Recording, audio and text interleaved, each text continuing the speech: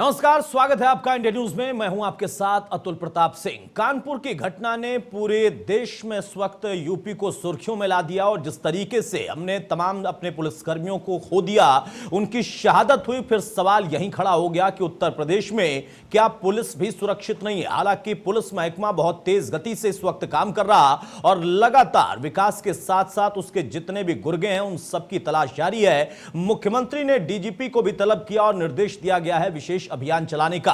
हमारे साथ इस वक्त मोहित अग्रवाल साहब खुद जुड़ चुके हैं, कानपुर आईजी रेंज। मोहित जी, बहुत स्वागत है आपका इंडिया न्यूज पर। नमस्कार मोहित जी, सबसे पहला सवाल यही कि जो घटना घटित हुई, मन भी आपका विचलित हुआ होगा और जिम्मेदारी भी आपकी है पूरे उस जोन की, तो आपके लिए भी सवाल था कि यह कैसे हो गया, इस तरीके की हिम्मत कैसे हो गई पुलिस के साथ सीधा एक तरीके से चुनौतीपूर्ण कदम उठाने का, वो भी विकास दुबे जैसे छुटभइये गुंडे।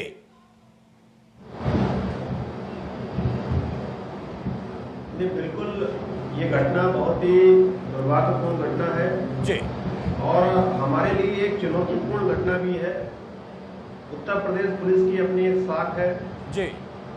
हमारी उत्तर प्रदेश पुलिस जो बड़े बड़े गैंग, चाहे कोकिया गैंग हो, निर्भय गुजर गैंग हो, सबका सफाया जिस पुलिस ने किया, नक्सलाइट्स का सफाया किया, तराई के क्षेत्र में जब आतंकवादी अपने पैर पसार रहे थे उन सबका सफाया किया।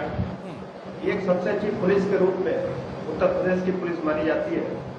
ऐसी पुलिस को एक छुटपइये गुंडे के द्वारा इस प्रकार की चुनौती देना निश्चित रूप से हम लोगों के लिए एक चुनौती है और अति शीघ्र जो है इस गुंडे को और इसके जो भी साथी अपराधी हैं उनको उत्तर प्रदेश पुलिस सबक सिखाएगी। ये सभी लोग बहुत शीघ्र कानून के शिकंजे में होंगे। ऑलरेडी 24 घंटे के अंदर दो इसके गैंग के जो दुर्दांत अपराधी जो वर्ष 1992 में पहली बार इसके गैंग में जुड़े थे वो मारे जा चुके हैं। काफी असलहा इन लोगों से बरामद किया जा चुका है। तो लगातार हमारा ऑपरेशन जारी है और कानपुर के 40 थानों की पुलिस टीमें बना करके इनके अड्डों पर दस्तक दे रही है और मुझे उम्मीद है कि अतिशीघ्र ये सारे अपराधी पुलिस के शिकंजे में होंगे। मोहित जी, आप जब भरोसा दे रहे हैं तो बिल्कुल हम अपनी पुलिस पर भरोसा करते हैं और आपने जैसा उदाहरण दिया कि इसके पहले भी बड़े से बड़े दुर्दांत अपराधियों को भी उत्तर प्रदेश की पुलिस ने मौका देखा और सबक सिखाया अगर उन्होंने इस तरीके की हरकत की या चुनौती दी।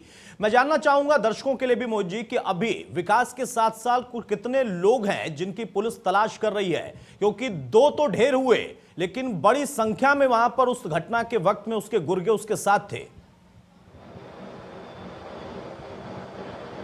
ये बिल्कुल अभी इस घटना में जिसमें हमारे क्षेत्राधिकारी और 7 अन्य पुलिसकर्मी शहीद हुए हैं, इसमें हम लोगों ने 21 अपराधियों को आइडेंटिफाई किया है जी और कुछ अभी अज्ञात हैं जिनका आइडेंटिफिकेशन का कार्य चल रहा है।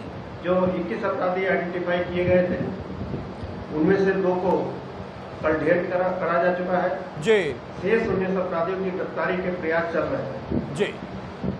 मोहित जी, हमारे साथ अरविंद चतुर्वेदी भी जुड़ चुके हैं, हमारे संपादक, वो भी आपसे कुछ सवाल लेना चाहते हैं। अरविंद, अपना सवाल आप ले सकते हैं मोहित जी से।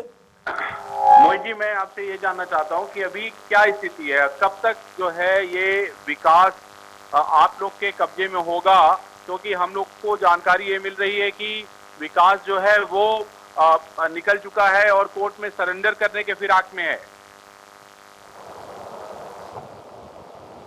देखिए, हमारी पुलिस जो है पूरी तरह से इसकी गिरफ्तारी के लिए लगी है।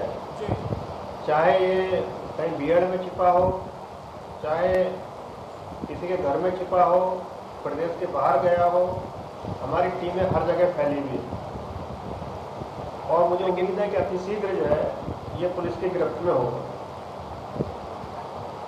कहा जा रहा है कि बहुत सारे लोगों को आप लोगों ने पूछताछ के लिए बुलाया भी है, उठाया भी है। क्या अभी तक कोई लीड मिल पाई क्या मोहित जी?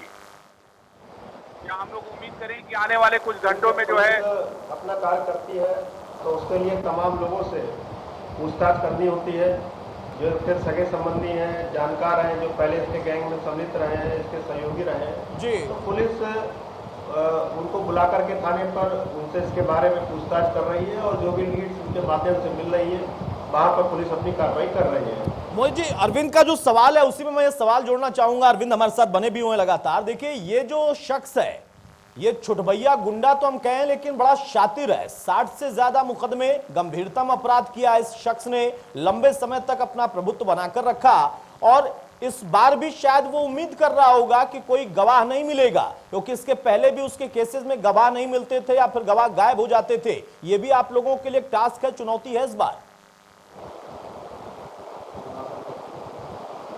इस बार उसका मुकाबला उत्तर प्रदेश पुलिस से है जी। और उत्तर प्रदेश पुलिस, जैसा मैंने बताया, कि अपने प्रोफेशनलिज्म के लिए पूरे देश में, पूरे विश्व में फेमस है जी। और वो किसी भी हालत में कानून के शिकंजे से इस बार बच नहीं पाएगा। अरविंद, मैं मोहित जी से मेरे मन में एक सवाल है कि जब आपकी पुलिस जो है वहां पर जा रही थी विकास को पकड़ने के लिए, मोहित जी आपको लगता है नहीं कि 60 से ज्यादा अपराधों में लिप्त व्यक्ति को पकड़ने के लिए जाया जा रहा है और वहां पर तैयारियों में कमी की वजह से इतनी बड़ी घटना हो गई? आपको लगता नहीं कि कितनी बड़ी चूक हो गई है? मोहित जी, देखिए, अभी हम लोगों का पूरा ध्यान इस चीज पर है कि जो इसके साथी है और ये खुद, इसको पहले हम गिरफ्तार करें जी। ऑपरेशन में क्या कमियां रही, कहां पर चूक हुई, इसकी हम बाद में बैठकर एनालिसिस करेंगे जी। उसमें यदि किसी स्तर पर लापरवाही होगी तो उसके खिलाफ कार्रवाई करेंगे। यदि कोई हमको उससे लेसन सीखने की जरूरत होगी तो भविष्य के लिए वो हम लेसन भी सीखेंगे, ताकि भविष्य में इस तरह की गलतियां ना हो। नहीं, ये आपने बहुत अहम बात कही कि प्राथमिकता अभी क्या है और साथ में दूसरी चीजों पर भी हमारा ध्यान है। लेकिन अरविंद का जो सवाल है वो सवाल इसलिए उठाना पड़ रहा है मोहित जी कि दरअसल जो एसओ की भूमिका है उसको आपने खुद कहा कि एक कायराना पूर्ण हरकत है एक तरीके से। वहां पर सबसे बड़ी चुनौती ये हो जाती है कि एक तरफ अभियान चलाकर ऐसे गुंडों से निपटना है और पुलिस महकमे के अंदर अगर कोई टिपर है, कोई इनसाइडर है, तो वो अपने आप में आप लोगों के लिए भी चुनौती है। बिल्कुल, ये एक अलग पहलू है कि पुलिस विभाग में क्या कोई ऐसा व्यक्ति है, ऐसा विभीषण है जिसने इस अपराधी तक पुलिस के मूवमेंट की सूचना पहुंचाई। इसकी अलग जांच चल रही है और इसमें केवल यहाँ के थानाध्यक्ष ही नहीं बल्कि पूरे चौबेपुर थाने के सभी कर्मचारी हमारी जांच के दायरे में है और उनके हम लोग ये प्रयास कर रहे हैं जानकारी करने का कि किस प्रकार से इस अपराधी को पुलिस के मूवमेंट की जानकारी मिली। अगर ये हमारे विभाग का व्यक्ति है जिसके माध्यम से सूचना पहुंची तो उस व्यक्ति के विरुद्ध भी धारा 302 के तहत ही मुकदमा दर्ज करके उसको जेल भेजा जाएगा और पुलिस विभाग से बर्खास्त भी किया जाएगा। एक बड़ी कार्रवाई की गई है जिसको हम लगातार अपने दर्शकों को दिखा भी रहे हैं और उस पर पूरे देश उसको देख भी रहा है कि कैसे एक्शन लिया गया मोहित जी, कि घर को जमींदोज कर दिया गया, उसकी जो तमाम गाड़ियां खड़ी थी उनको डैमेज किया गया है। लेकिन इससे एक एक्शन मोड दिख रहा, लेकिन उसका पूरा जो एक आर्थिक पक्ष है, किस तरीके से उसने इतने दिनों में अपने आप को आर्थिक तौर पर मजबूत किया, इन चीजों पर भी पैरेलली आप लोग देख रहे हैं ताकि प्रहार वहां पर भी हो। देखिए, कल जब हम इसके गांव में गए थे जी, तो वहां के जो गांव के लोग हैं उनका कहना है कि ये बहुत ही जालिम किस्म का अपराधी था जी, और इसने गरीब लोगों की जमीनों पर कब्जा करके उस पर अपने मकान बनवाए थे, उस पर खेतीबाड़ी करता था, लोगों से पैसा वसूलता था जी। और जिस घर की आप बात कर रहे हैं उस घर को इसने एक अपराधों का अड्डा बना रखा था। तो लोगों में काफी आक्रोश इस व्यक्ति के प्रति, इस अपराधी के प्रति देखा गया। और कल यदि वहां पर पुलिस फोर्स नहीं होती मेरा सवाल तो एक बड़ी घटना जो इसके अन्य परिवारजन थे, इसके पिताजी थे जी जी जी जी इनके साथ हो सकती थी। तो इतना आक्रोश वहां पर देखने को मिला। अरविंद मेरा सवाल ये है मोहित जी कि इसके साथ बहुत सारे लोग थे, इसके साथ बहुत सारे लोग थे, क्या उसमें से कोई पकड़ा गया? क्या विकास के साथ बहुत सारे लोग थे, क्योंकि एक व्यक्ति का काम नहीं था ये, तो मैं आपसे ये जानना चाहता हूं कि क्या कोई पकड़ में आया? अभी तक पुलिस के गिरफ्त में कोई व्यक्ति आया जो उसके साथ था? मोहित जी, देखिए मैंने बताया कि टोटल विकास के अलावा 20 व्यक्ति को हम लोगों ने आइडेंटिफाई किया है जो इसके साथ में थे। उसमें से 2 व्यक्ति कल पुलिस के मुठभेड़ में ढेर हो चुके हैं। अन्य व्यक्तियों के लिए अभी तलाश जारी है और हमारी टीमें निकली भी है, अति शीघ्र उनकी गिरफ्तारी की जाएगी। जी जी मोहित जी, जो यहाँ पर अरविंद सवाल कर रहे थे वही सवाल यहाँ पर। हाँ अरविंद मोहित जी, मैं ये कहना चाहता हूँ कि आपको लगता नहीं है कि इन लोग की पिक्चर जारी की जानी चाहिए, इन लोग के स्केचेस जारी किया जाना चाहिए? अगर इनकी पिक्चर है तो शायद मैं समझता हूँ कि जनता आपकी ज्यादा बेहतर तरीके से मदद कर पाएगी। बिल्कुल बिल्कुल, इस पर हम लोग काम कर रहे हैं और जो मुख्य अपराधी है विकास दुबे, इसकी ऑलरेडी पिक्चर जो है हम लोगों ने सिपाही लेवल तक, अपने कांस्टेबल लेवल तक पहुंचा दी है। इसके अलावा लगभग 5 लाख लोग कानपुर नगर के व्हाट्सएप के माध्यम से कानपुर पुलिस से जुड़े हुए हैं, उन तक भी ये पिक्चर पहुंचा दी गई है। पोस्टर्स इसके छपने के लिए गए हैं। अति शीघ्र जितने भी रेलवे स्टेशन, बस स्टेशन और जो भी सार्वजनिक स्थल है वहाँ पर इन सभी अपराधियों के फोटोग्राफ चस्पा किए जाएंगे। ये हाँ घोषित किया गया है। अन्य अपराधियों पर भी अपराध घोषित, हम लोग इनाम घोषित करने की कार्रवाई कर रहे हैं जी। फिर जो भी व्यक्ति, जनता के व्यक्ति इन अपराधी के बारे में सूचना देगा, उसका नाम गुप्त रखते हुए वो पुरस्कार की धनराशि उस व्यक्ति को दी जाएगी। जी अरविंद, यहाँ पर जो आप सवाल कर रहे हैं उसमें सवाल भी बनता है कि एक तरफ देखिए मोहित अग्रवाल, उनकी पूरी टीम काम कर रही है, डीजीपी मुख्यमंत्री से मिलते हैं, तलब किए गए थे और उसके बाद एक विशेष अभियान का भी जिक्र होने लगा है। तो यहां पर बड़ा अहम हो जाएगा कि अब क्या वो शिव प्रकाश शुक्ला वाला जो दौर था और उसमें किस तरीके से उस दौर की सरकार ने एक एक्शन मोड बनाया, एक प्लान तैयार किया, उसी तरह का कोई प्लान यहां पर आगे दिखाई देगा? ये भी अपने आप में एक बहुत अहम चीज होगी।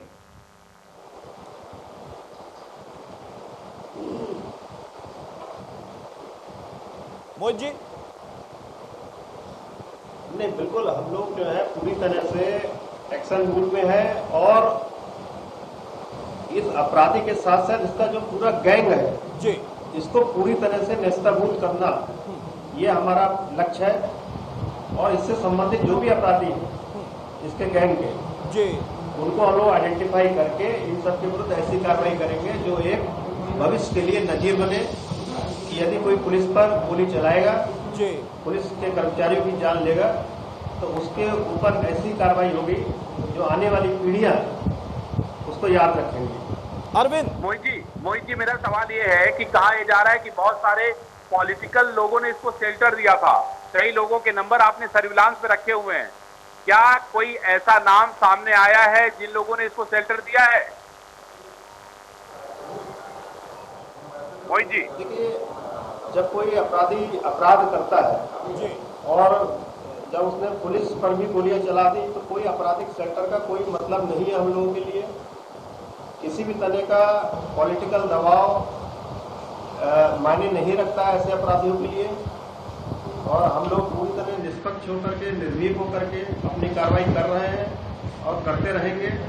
यदि कोई ऐसा व्यक्ति, चाहे वो पॉलिटिकल हो, चाहे अन्य हो, उसको मोहित जी आपसे पूछना चाहता हूँ कि किसी का नाम अगर सामने आया हो तो देश आपको देख रहा है, सुन रहा है, उसको बताइए, क्योंकि ये शायद मैं समझता हूँ कि सबसे ज्यादा आवश्यक है कि लोगों को ये पता तो चले कि कौन वो लोग हैं जो ऐसे लोगों को संरक्षण देते हैं। बिल्कुल, और किसी भी पार्टी के हो वो। मोहित जी, देखिए, मैं आपके चैनल के माध्यम से सिर्फ इतना कहना चाहता हूँ, यदि कोई व्यक्ति ये दुस्साहस करता है कि इस व्यक्ति को शरण देने की, इस व्यक्ति की पैरवी करने की, तो उस व्यक्ति को भी मुकदमा लिख के जेल भेज दिया जाएगा, भले ही वो किसी भी स्तर का व्यक्ति हो, कितना भी प्रभावी व्यक्ति हो। अभी तक लेकिन कोई जानकारी ऐसी नहीं मिल पाई है। सवाल यही है, बार बार उठ रहा है, क्योंकि देखिए मोहित जी, राजनीतिक आरोप प्रत्यारोप भी लगने लगे हैं, पुलिस पर भी कुछ सवाल खड़े हो रहे हैं। अखिलेश यादव ने एक ट्वीट किया था कुछ घंटे पहले, उसमें वहां पर एक तरीके से पुलिस का मजाक उड़ता दिख रहा है कि पुलिस जाकर वहां पर माइक पर कह रही है कि हमने तुम्हें घेर लिया, और अंदर दीवार के पीछे से आवाज आती है कि हमने भी घेर लिया है। तो तमाम तरह की चीजें हो रही हैं।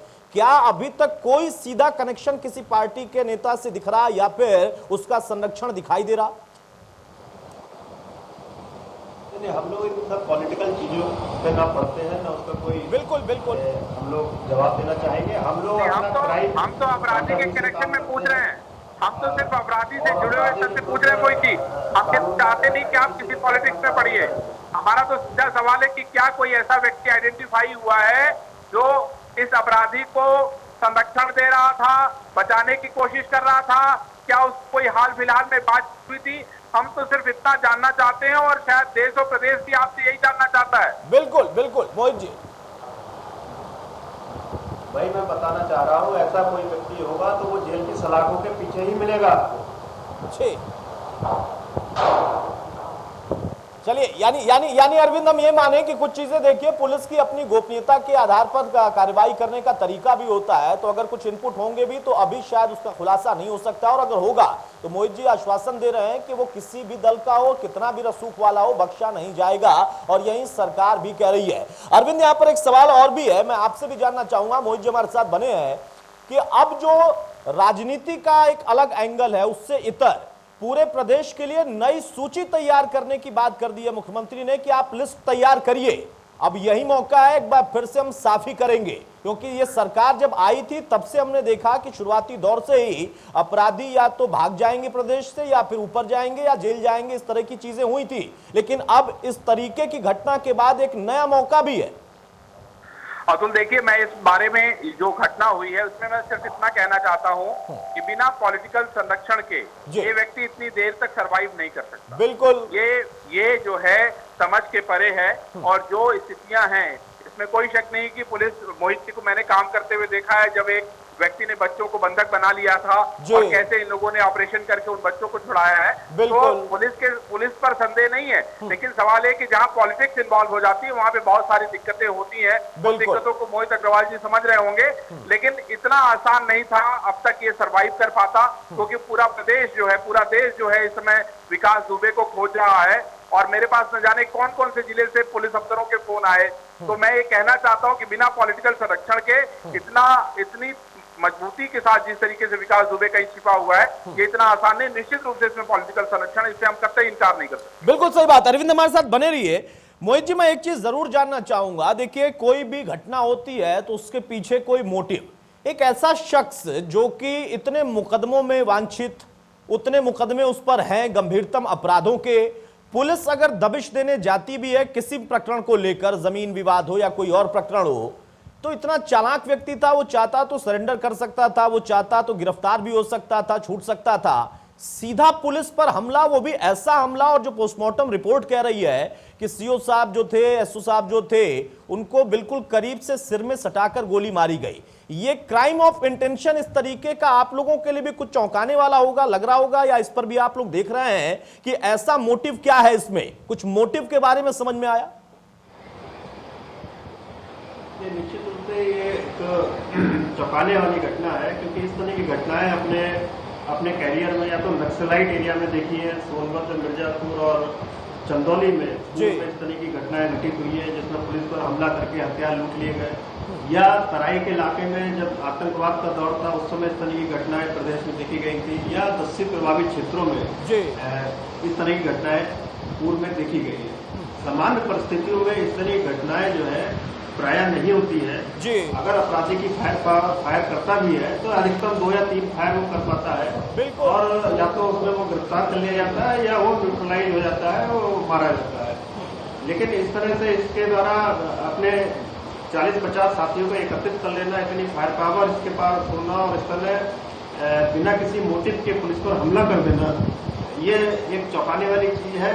और ये अभी भी हम लोगों के लिए एक प्रश्न है, एक जांच का बिंदु है कि ये इसने हमला क्यों किया, इसका मकसद क्या था, ये क्या चाहता था, ये अभी भी हमारे लिए एक जांच का बिंदु है।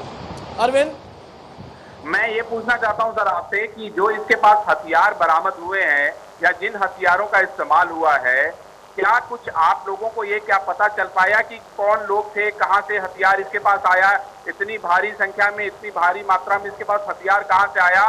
क्योंकि आप लोग का सर बहुत बड़ा इंटेलिजेंस होता है, और कैसे ये जानकारी नहीं हो पाई कि इतना हथियार किसी के घर में जमा है और पुलिस के पास इसकी जानकारी ना हो?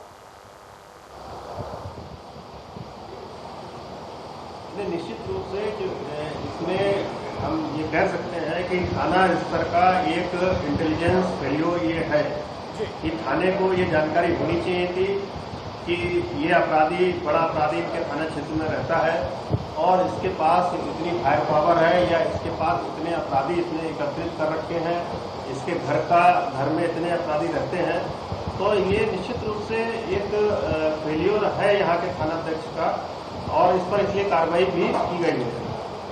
मोहित जी, यहाँ पर एक बहुत अहम सवाल है जिसका जिक्र अरविंद भी कर रहे हैं और जो आपने भी कुछ ब्रीफिंग दी है। ये एक व्यक्ति जो कि वहीं पर आसपास के लोगों को इतना परेशान करके रखता था, लोग इससे एकदम दहशत में रहते थे, परेशान रहते थे, और पुलिस को इसकी सूचना नहीं मिल पाई। आपने कहा भी कि ये लोकल थाने स्तर की गलती है। आपको लगता है कि यहाँ संलिप्तता भी उसकी उतनी ही रही होगी, उस थाने की या थाने के लोगों की? और दूसरा इसमें सवाल कि अब आप लोगों का आगे इसको लेकर एक्शन ऑफ प्लान क्या है? क्योंकि बताया जाता है कि लगभग 5-7 गांव हैं, वो पूरा इलाका है जहां पर उसका ज्यादा प्रभाव और बकायदा वहां पर मॉनिटरिंग की जाती है आने जाने वालों की।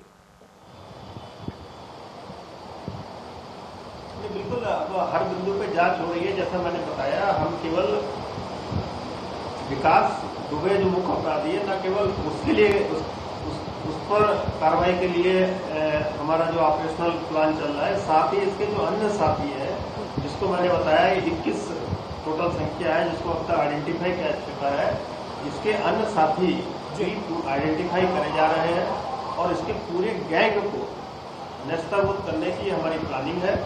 और इसके जो भी साथी हैं सब इसमें कार्रवाई के हमारे उसमें आएंगे। अरविंद मोहित जी, मेरे मन में एक सवाल ये है कि भाई ये हथियार इसके पास आया, क्या ये जानकारी पुलिस अब कर पाई क्या कि कहां से आया, कैसे आया? कुछ मोहित जी कुछ जानकारी मिल पाई क्या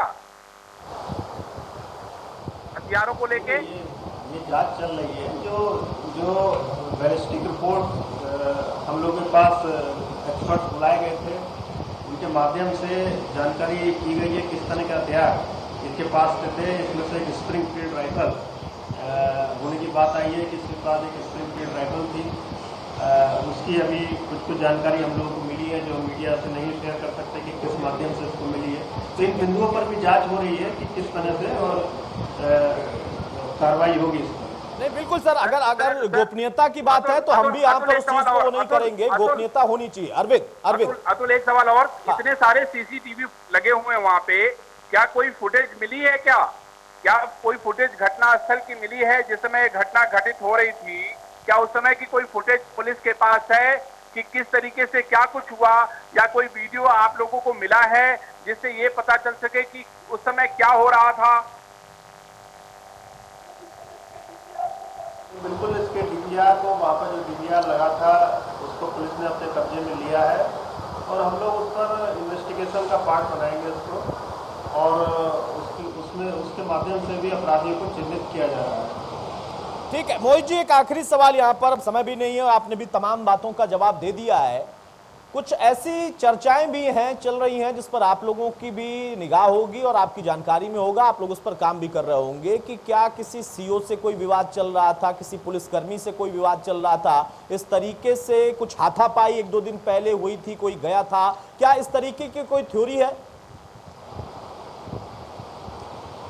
इस तरह की बातें मीडिया के माध्यम से हम लोगों के सामने आई हैं और उनका हम लोगों ने संज्ञान लिया है और उसको भी हमने अपनी जांच में सम्मिलित किया है। उन बिंदुओं पर भी जांच की जा रही है और उसमें जैसा अगर उसमें सत्यता पाई जाएगी तो उसके अनुसार कार्रवाई करी जाएगी। मुझे एक और आखिरी सवाल, विकास दुबे की मां कह रही हैं कि ऐसा बेटा मर जाना चाहिए, लेकिन चूंकि आप लोग कानून के रखवाले हैं तो कानून के रखवालों के लिए कुछ नियम कायदे भी होते हैं और न्यायपालिका तक ही बात ले जानी होती है, लेकिन फिर भी एक आखिरी संदेश आप क्या देना चाहेंगे ऐसे तमाम छुड़भइयों को कि कम से कम जनता ये भरोसा कर ले कि हाँ हमारी पुलिस शहीद होकर हमारे पुलिसकर्मी हुए हैं, तो फिर ऐसे लोगों को जवाब भी वो देना जानते हैं। मेरा सभी नागरिकों से यही अपील है और कि कोई भी अगर इतिहास देख लिया जाए अपराधियों का, जो भी आपराधिक जगत में अगर कदम रखता है और इस तरह के दुस्साहस करता है तो ऐसे लोगों की जो कैरियर है या लाइफ है वो 6 महीने से ज़्यादा देखने को नहीं मिलती है। चाहे वो श्री प्रकाश शुक्ला हो चाहे अन्य अपराधी हो, तो किसी न किसी तरीके से पुलिस के शिकंजे में वो आ ही जाते हैं। तो कोई भी अपराधी अपने को पुलिस से ऊपर न समझे, कानून से ऊपर न समझे। जो कहावत है कि कानून के हाथ बहुत लंबे होते हैं, ये 20 साल की नौकरी में मैंने सीख लिया, ये कहावत एकदम सही है। कितना भी शक्तिशाली व्यक्ति हो वो अल्टीमेटली कानून के शिकंजे में आता ही है।